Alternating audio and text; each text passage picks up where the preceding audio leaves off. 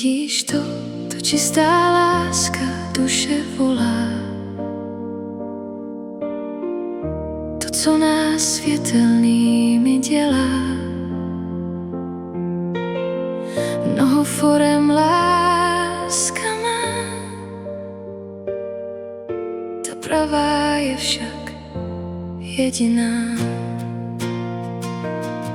Čistá láska nekárá ani nerozmazluje, nikoho nevlastní ani si nepodmaňuje. Je milosrdná a soucitná, ne však nikdy lítostná. Je věrná, oddaná, milující, nejen milovanému přeje pouze štěstí. Nedrží jej v majetnictví a okovech. Jestli chceš, tak miláčku leď.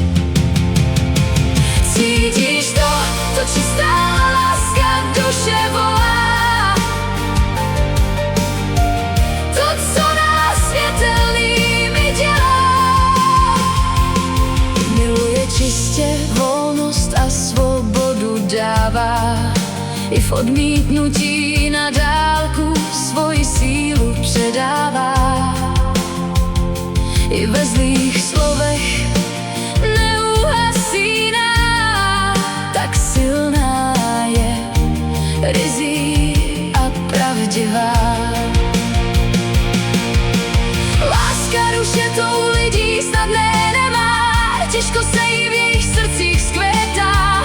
Haní je a bojí se jí, ve strachu před ní utíkají.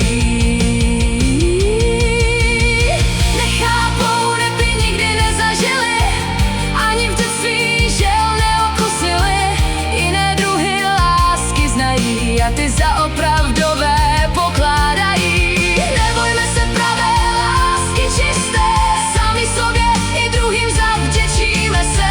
Dokud se nenaučíme upřímně milovat, nikdo nám ten cit nebude schopný opětovat. A tak to tady máme, vztahy rozvrácené, děti ve špatných vzorcích vychovávané. Rebel světelný ty hranice rozboří tím, že sebe do čisté lásky navrací. Cítíš to, to čistá láska duše volá. To, co nás světelnými dělá.